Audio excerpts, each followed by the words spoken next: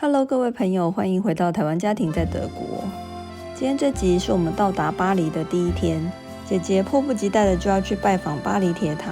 那么待会就跟我们一起在塞纳河旁边散步，看一下巴黎铁塔，还有巴黎的街景吧。顺便跟大家聊聊我跟巴黎横跨30年的缘分，还有我对巴黎的印象。第一次看到哎 Oh my god, it's like so much bigger in person. Yeah, so much taller. Yeah, like on the picture. 我跟你讲，我把车停在右边。今年暑假我们开车带姐姐去英国参加 Summer Camp， 应她的要求，我们特别经过巴黎，而且还在这边待了1个礼拜。其实姐姐在5岁的时候，我们已经带她来过巴黎了，只是那时候我还没开始做频道，所以也没有什么影片跟照片。如今她居然说她对巴黎一点印象都没有。你对巴黎的印象是什么呢？也许大部分的人都会觉得很浪漫、很时尚。这也许是关于巴黎的一些文学、艺术、电影、广告给我们的印象。虽然我没有在巴黎长期的生活过，但从小到现在，我至少去了巴黎不下10次。我个人的感受是，巴黎的确是浪漫的，但是它的浪漫存在于我的回忆当中。每当我人在巴黎的时候，99%的时间我都会觉得巴黎不浪漫，因为刚好每次拜访巴黎的时候都是酷热的夏天，作为游客只能顶着大太阳在外面长途跋涉，因为每一个点之间说近不近，说远不远，所以每天可说是走到脚都快断了。偶尔必须搭一下巴黎老旧的百年地铁，里面的尿骚味和大家的汗臭味夹杂在一起，真的会让你永生难忘。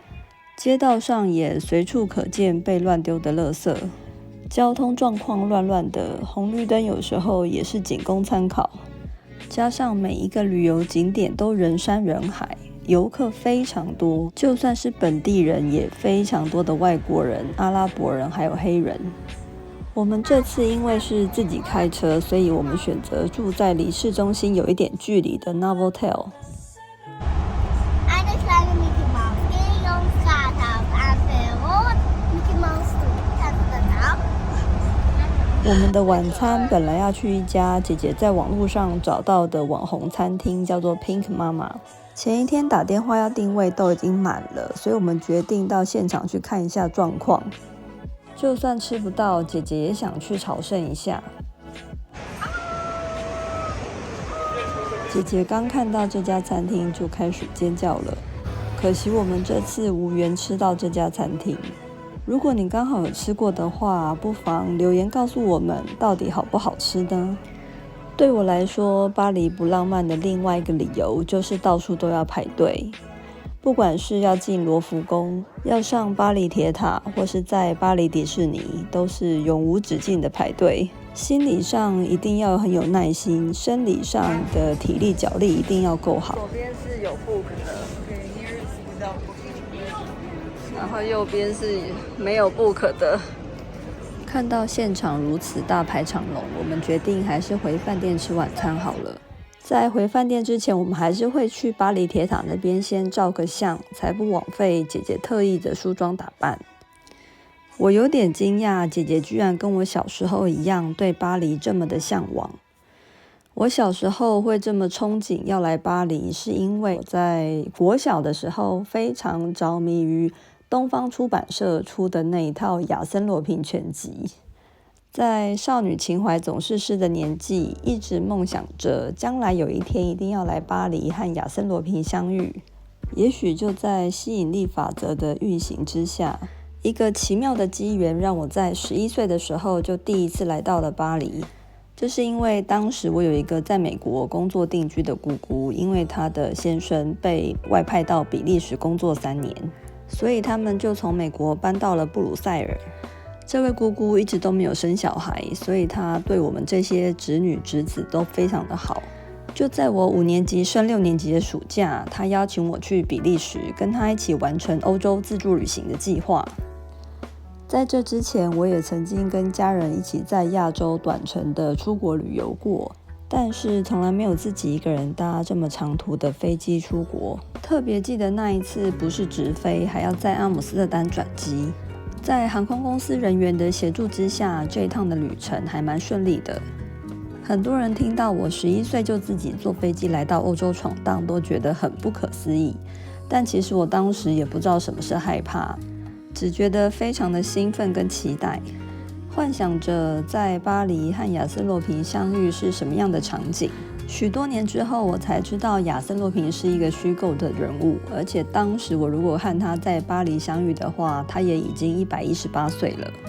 因为那个时候的网络资讯还没有这么发达，所以我对巴黎的想象都还是存在于我自己的幻想当中。虽然第一次来到巴黎的时候，就让我对巴黎的幻想完全的破灭，但巴黎在文化艺术上丰富的面貌还是深深的吸引了我，让我深深的爱上了它。如果你问我世界上最漂亮的城市是哪里，我毫不犹豫的就会说是巴黎。这是我个人的观察经验和审美品味，并不是我看了某一个电影影集才这么说的哦。我第一次看到巴黎铁塔的时候，也是像姐姐这么的兴奋。11岁的欧洲自助旅行对我的人生影响非常的大，尤其是到罗浮宫看到众多伟大艺术作品之后造成的强烈震撼，悄悄地埋下了一颗我对西洋艺术史热爱的种子。10年之后，我21岁再度来到巴黎的时候，就已经是一个西洋艺术史的研究生了。现在回想起来，这一切仿佛是冥冥之中自有安排呢。Hello， 在巴黎，现在在巴黎了，这个就是塞纳河，大家都梦想着要来的地方。就是可以找到非常多人，而且大家都没有戴口罩了，你们都很开心呢，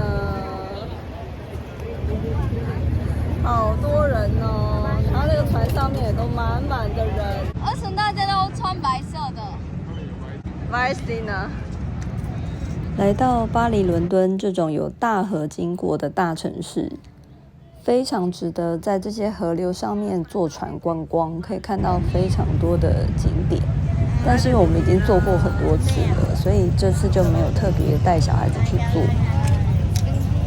在巴黎还蛮常见在街头卖画或是帮人家画画的艺术家。